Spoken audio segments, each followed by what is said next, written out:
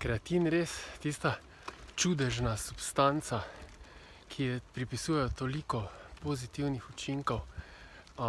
Ja, je. Torej, kreatin je snov, ki se naravno nahaja v našem telesu, v celicah in delno jo proizvajamo sami, delno vnašamo s prehrano. Bistvenega pomena je, da tvorba kreatina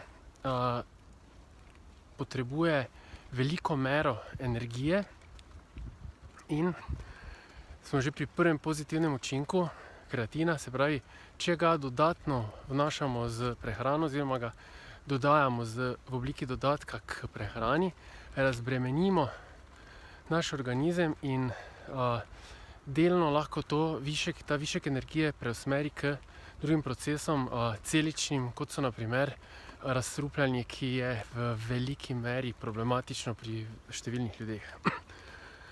Torej, kot sem rekel, kreatin je substanca, ki so jo pred nekje, morda rečemo 25 leti, začeli uporabljati zelo uspešno pri športnikih, saj kreatin poveča moč in lahko rečemo tudi eksplozivnost, vzdržljivost do določene mere. Se pravi, je dodatek, ki zelo močno izboljša, lahko bi skoraj rekli, če ne najboljši, sigurno eden izmed bolj učinkovitih in boljših dodatkov k prehrani za izboljšanje športnih zmogljivosti. No, v naslednjih letih, se pravi v modernejši dobi, pa so znanstveniki odkrili še en kup pozitivnih učinkov na kreatin, in sicer, ker je tako, kot sem rekel, kreatin snov, ki se nahaja v našem telesu, jo s tem, ko jo dodajamo, nakopičimo do neke kritične mere, se pravi, več, ko imamo v celicah, boljše zadeva funkcionira, ampak seveda več, kot je lahko imamo, je ne moremo imeti. Zaradi tega je nekako najbolj smiselno dodajanje kreatina nekje 5 gramov dnevno in najbolj učinkovito je, če le tega zaužijemo skupaj z obrokom, ki vsebuje kakšne lahko prebavljive ogljikove hidrate, ter čim manj ostalih dodatkov, predvsem čim manj maščob, zato da je absorpcija le tega čim boljša. In s tem, ko bomo določen čas kreatin dodajali k prehrani, bomo dosegli, kot sem rekel, da se bo raven kreatina v celicah dvignila na višji nivo ter posledično pripomogla k temu, da bo ta kreatin bolj učinkovito recikliral tvorbo ATP molekul. ATP molekule so tiste molekule, iz katerih jemljemo v bistvu energijo za delovanje v večjih stopnjah in v večjih procesih. In če samo naštejemo, seveda najpomembnejši tukaj so te naše mišice, se pravi mišice, s katerimi se gibamo, in tu se nekje nahaja 90% kreatina.